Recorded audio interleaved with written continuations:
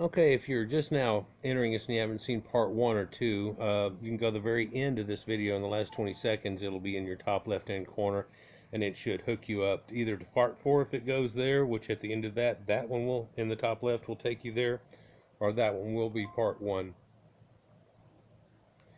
What we're looking at here is the sacred rock structure of the Hittites, the Lewian type culture, if you will. And off in the distance here would actually have been their ancient site of Hattusha, but also I missed it catching it as it came up in the last part. For the constellation that's just going out of the distance here is the Big Dipper, and that actually has something to do with it and symbology and other things too, and connectives, and that's okay. He'll show it later, but I kind of wanted to mention that as we go into the last part of this lecture. But they had to figure out the rhythms behind it to come to grips with it. And they are not related. The lunar months are not related to the solar years. If you look at the lunar months in a schematic drawing, so we get the new moon when the Earth, the moon, and the sun are aligned, and then it takes 29 or 30 days, well, 27 or 28 days for the sidereal months, and then 29 or 30 days for the end of the synodic months, and until the same lunar phase has been reached. Our months today have nothing to do with celestial parameters.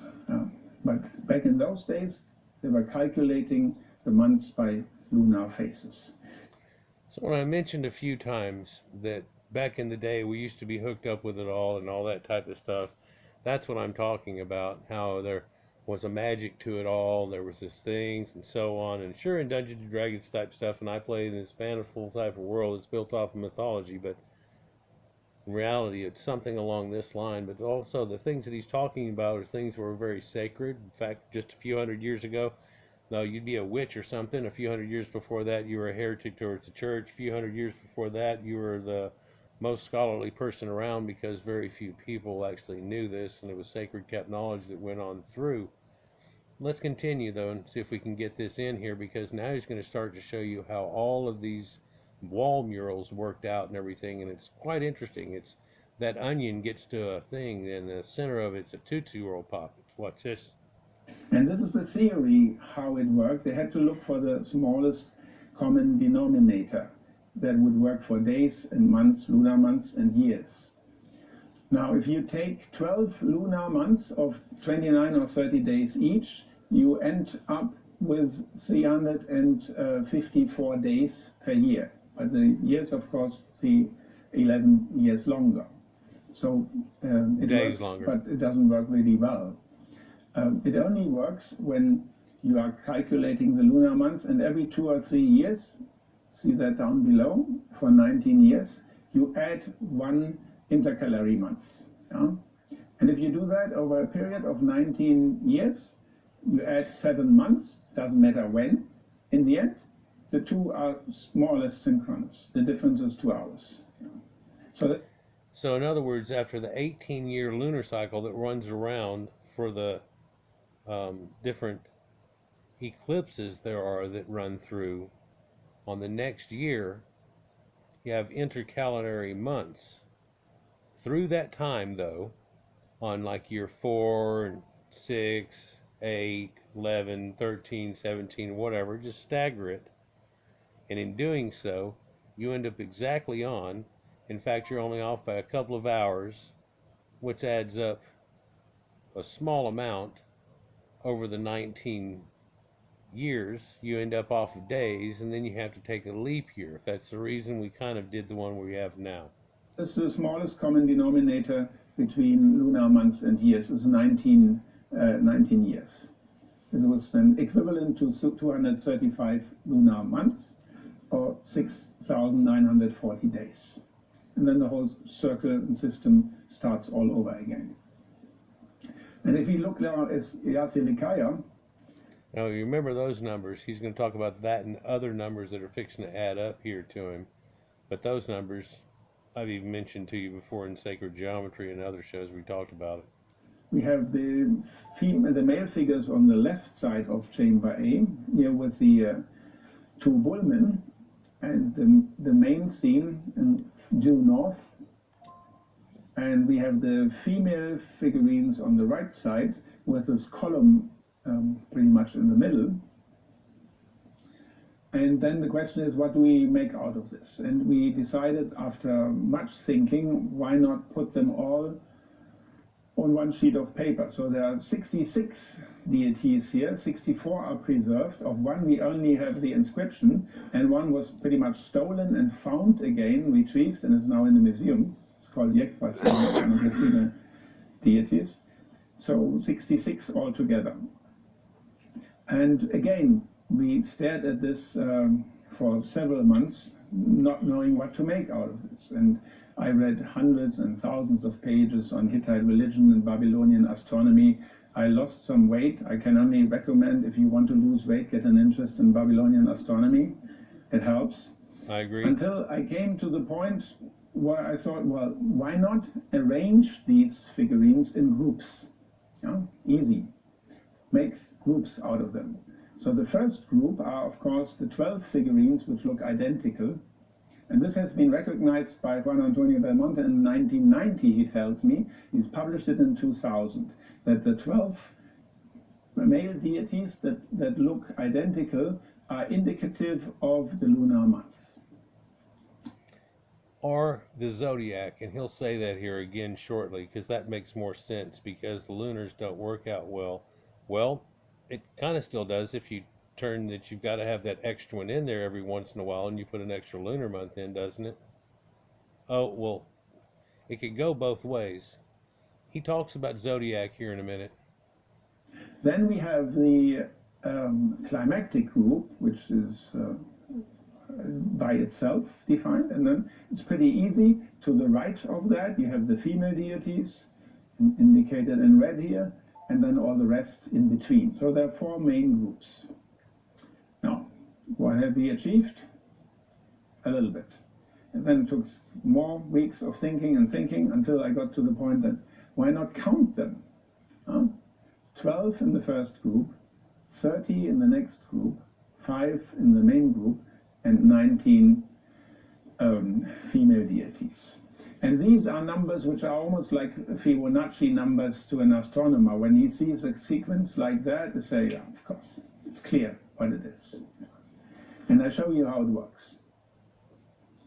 This is a schematic drawing of all the deities in chamber A. Here are the 12 male deities for the lunar months. It's right to the left of the frame where you can barely see it, and you're only catching the last 3 of them there. That's the 12 lined up originally. We were talking about 12 lunar months or 12 zodiac, which means what going around, and then it's basically a show off of who's who, but there's a backflow, there's a thing with the moon and the whole 9 yards. Watch.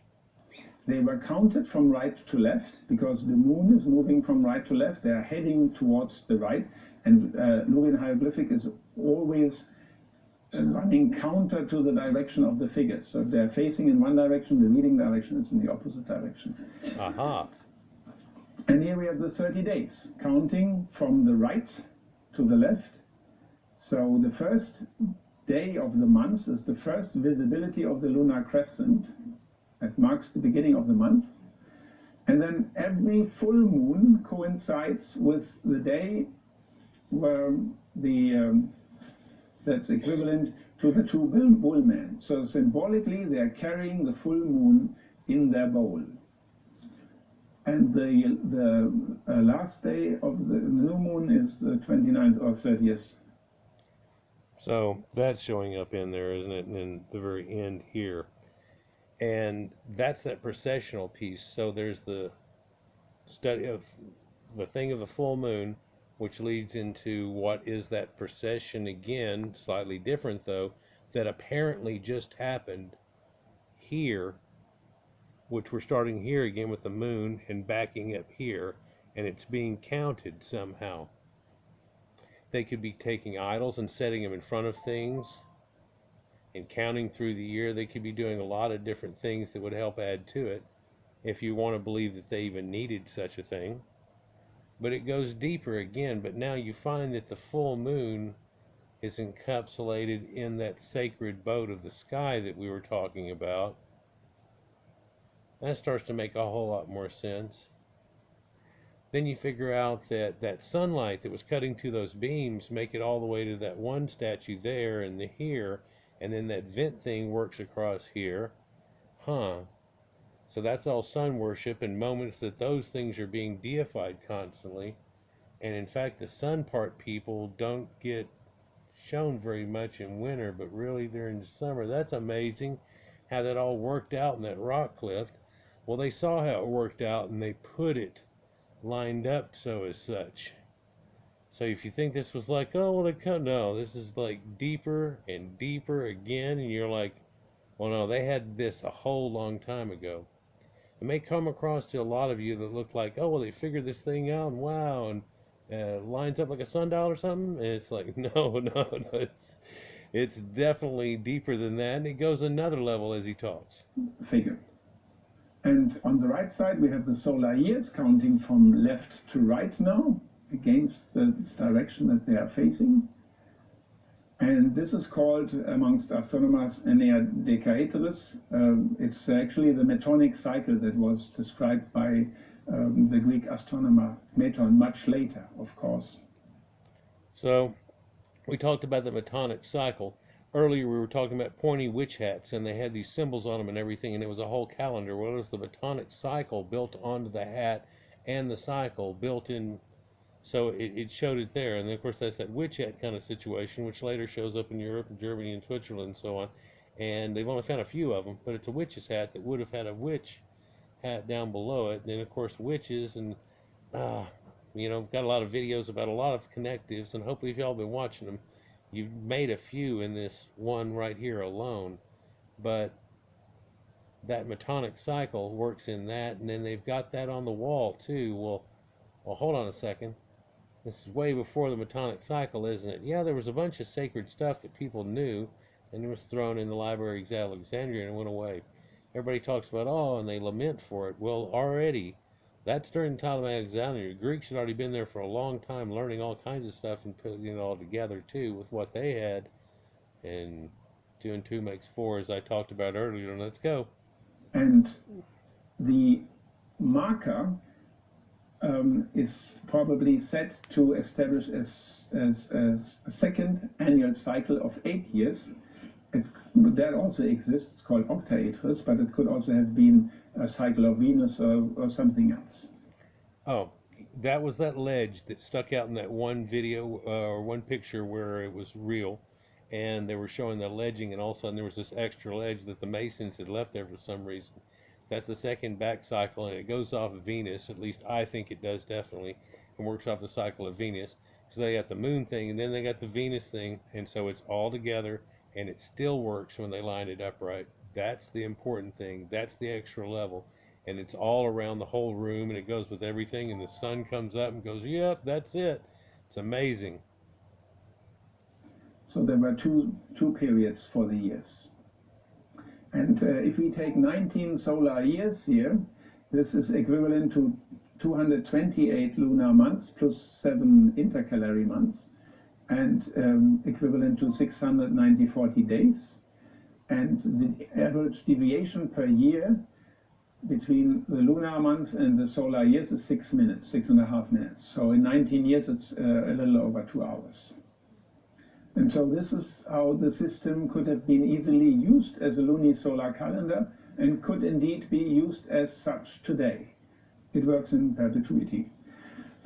2 hours. Could be used today or whatever. It doesn't get off by a whole day.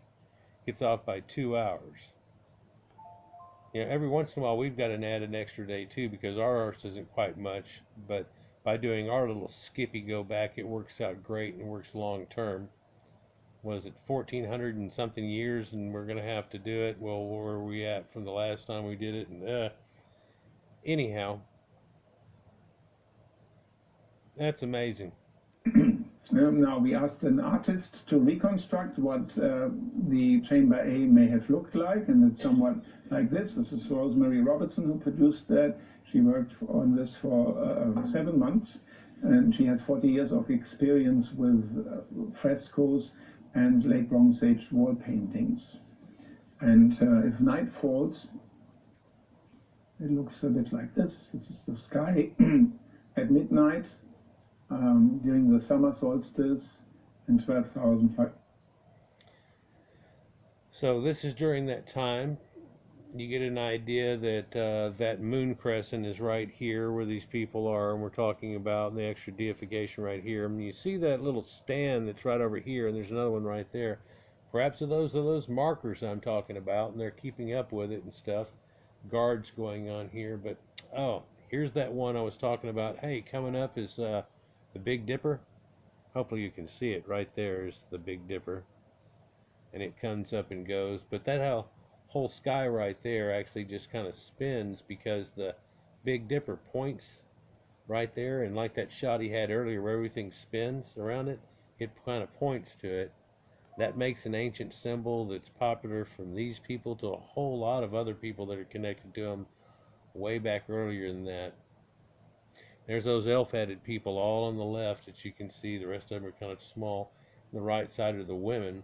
Women's cycle go with the moons and stuff too, and the moon, the 18-year cycle, and there they are with their Metonic Cycle going on. Maternal Metonic Cycle. Let's continue.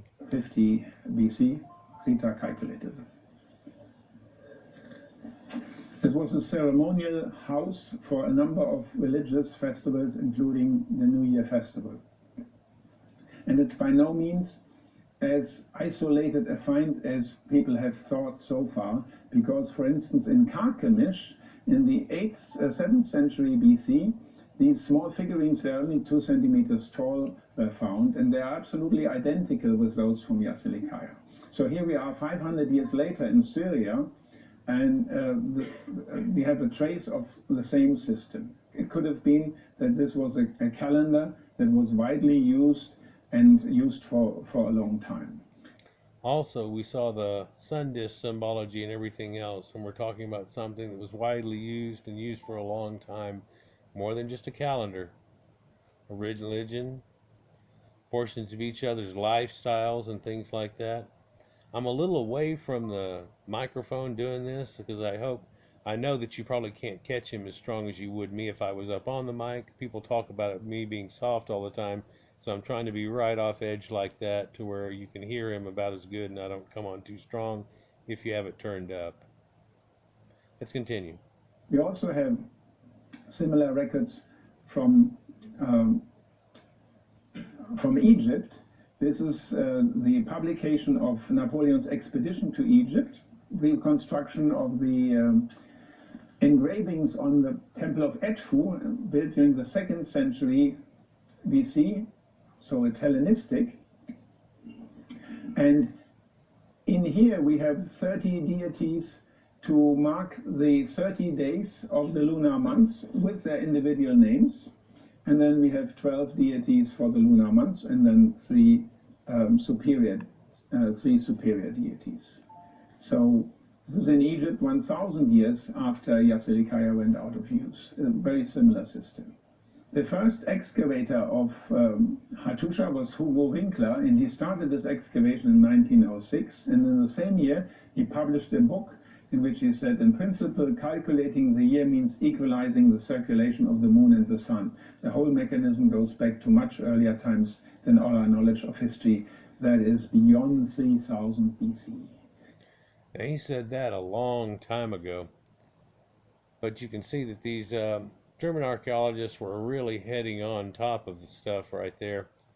And when you say it goes beyond 3000 BC, we're looking at places that we're not even naming it that goes there, and we're saying it goes beyond that.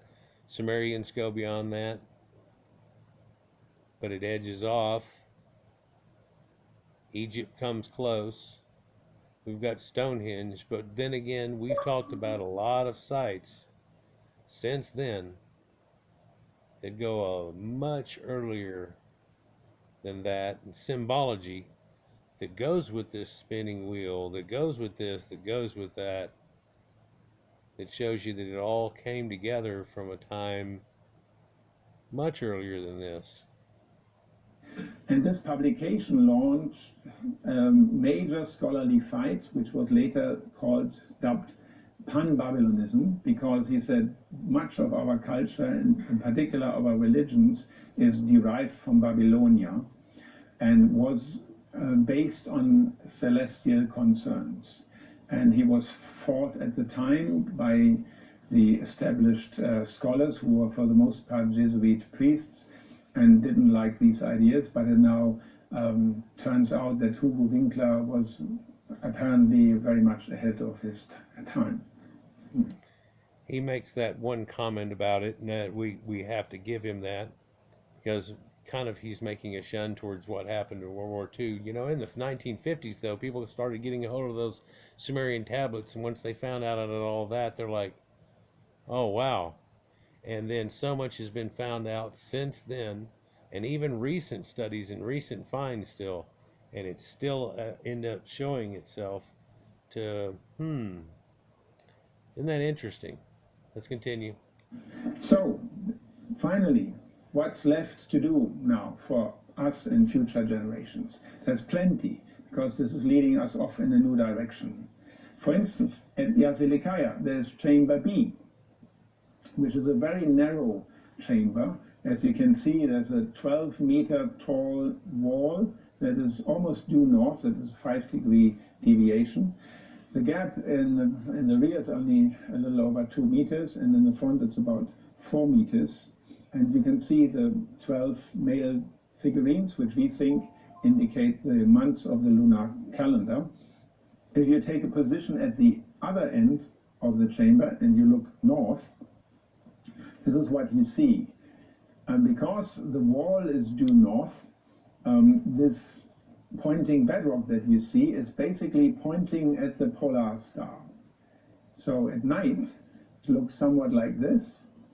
And the sharp edges of these rock surfaces could have been used to indicate the rising and setting of certain stars. So you can use it as a clock, a star clock. And we know that star clocks were used at this time in Egypt.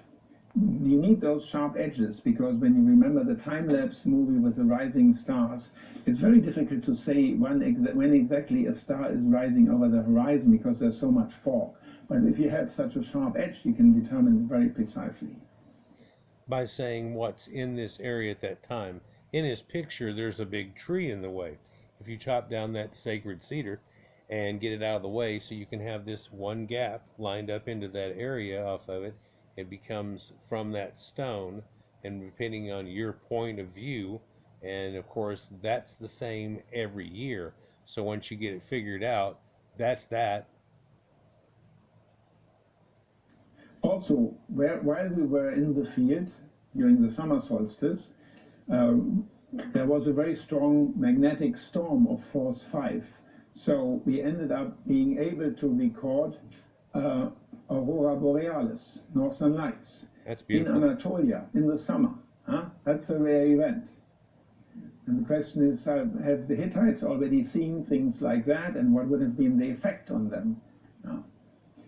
Another thing that I find particularly interesting is, well, as we know, the moon is every day in front of a different constellation. If you use your hand, stretch it, it moves one fist over to the left every night.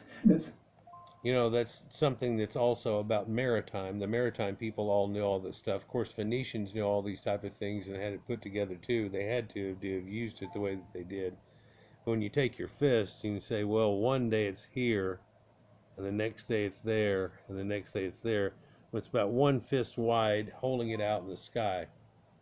I know everybody's different, an inch is different, this, that, and the other, and your knuckle and all that crap. It's a basic given a measurement. Should be here, should be there. You can see, well, it's just short of Orion about my fist. I bet tomorrow it's right coming through here in Orion. Bingo! Picture was taken in Borealis, the modern village at Hattusha. The camera was sitting there for 5 days, not touched, and every night at the same minute he took a picture to indicate where the moon is and how it has moved across the sky. Now, if you think of the image that people had back in those days, they did not see the sky in 3 dimensions. They saw it as a wallpaper in 2 dimensions. So we have here the sun and the earth and the moon is moving on this wallpaper and is in a different place until it comes back again. And in my opinion, but we are still arguing about that, we could put the male figures in front of that and use them as some kind of indication for the different constellations through which the moon is moving over the months, during the months. So that would really mean a zodiac. Yeah, and then you find out those 12 are associated with these different guys over here in between the ones that are for the other stuff, and how they line up. And I bet we're looking right. Well, no, it's backwards. Well, they're facing this way and it goes that way. Oh, yeah. Oh, but the wheel in the sky goes slightly backwards over. Oh, okay. That's messed up. He's just now getting into the star chart, but he's talking about that extra little gap that they were tearing. There's this other part right there. It doesn't appear to go with the sun thing because the sun can't go straight down it. Well, what can it do? Well, it's at least lined up to something, and where stars rise and things like that, huh? So it's basically a predecessor of the zodiac. Aha. And then there is Jakape, and the Jakape is this tunnel, this big construction in the highest place of Hattusha. It has this tunnel. It's kind of cyclopean rock too, where there's giant rocks, but then they've been used on each other to be pretty much solid to each other. Oh, it's not fantastic like we've shown a bunch of the other ones there, but there it is, giant lintel and so on. You see how you're looking down a hallway that goes way down in the little hole that's there? He's going to tell you about that. Which does not make sense for fortification purposes and for trade purposes, and so it's difficult to explain.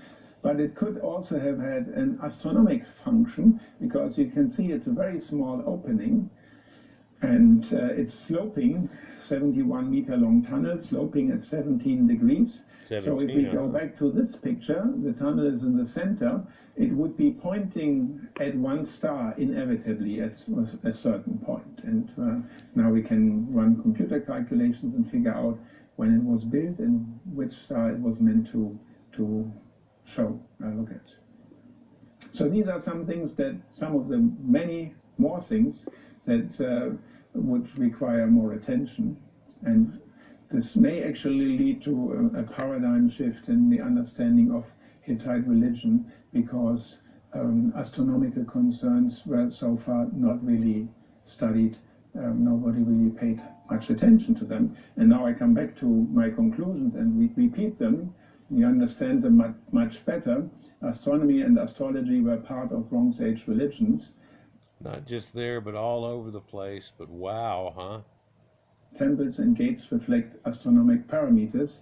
Hattusha was designed to serve celestial deities. Yasilikaya functioned as a lunisolar calendar, and an enormous amount of discovery can still be made.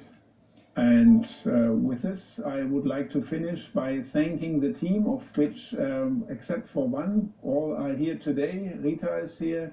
Guido is one of 7 designers who worked on the graphic designs, and Bernd Proschold was the astrophotographer who took those beautiful pictures. And of course, there is Regula, who did much of the photography and is in. So there's the 12 we're talking about, and I believe that's the row there that they haven't even figured out what it attaches to.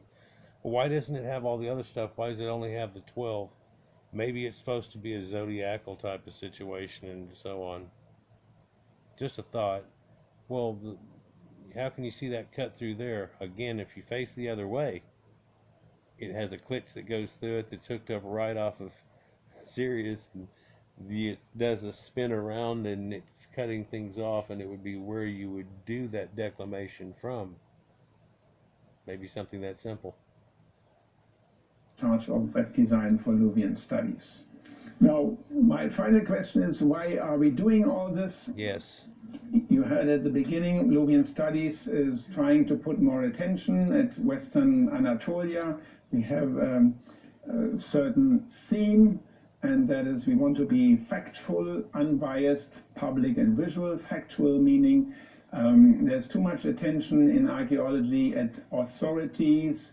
What do the authorities expect? What do they want to hear? What's beneficial for my career? What's harmful for my career? We do not pay any attention to that at all. We just want to now find out what happened.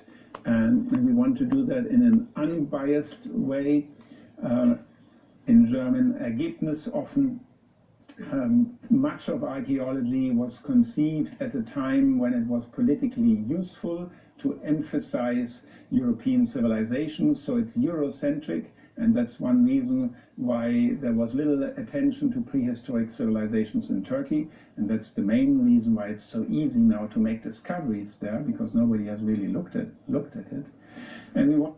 Well, he's putting a casual mention into it and everything. Yeah, the European aspect of it all, but then again, we'd known for a long time that many of the Europeans come from there. In fact, we find King Tut's DNA runs up R1b, and where that is in Western Europe, but then where a lot of the Western Europeans used to be, one of which is these people that we're talking about here. Others is portions of the ancient Phoenicians and so on that are all up in there, because that was all the people who were there at that time.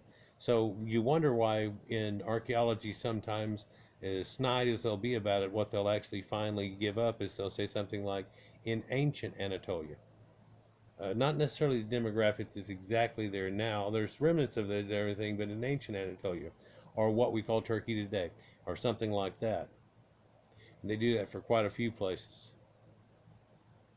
But vindication comes about somewhat, at least in studies, to show that archaeology is meant to show the truth, regardless of what goes on, for it's ancient things. It's things that's already happened. And sure, we understand the levity of it all, but sure, it's also reality.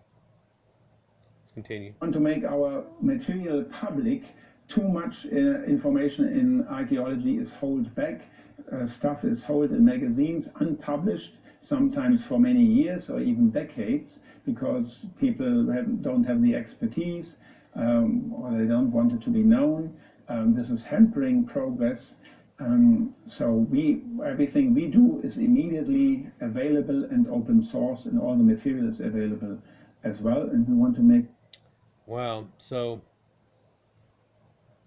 slow hand clap again, actually bigger hand clap, standing ovation if I could on the situation, actually, that we're just going to go ahead and go with archaeology and show you what it says. We're going to get experts on top of it and do things in a modern day. Everything's and all that type of stuff. You got to be like, look, here's where, just go ahead and go through it, I guess. Every once in a while, you just got to stiff arm somebody. You know, let's make our archaeology great again. Get visually attractive to communicate what is otherwise a complicated subject. And this all is meant to give a new impetus to archaeology. So if you want to join this movement, please do help us, support us with your expertise, with your ideas, whatever you can think of. Let's make an attempt. Let's try to make archaeology great again. Thank you very much.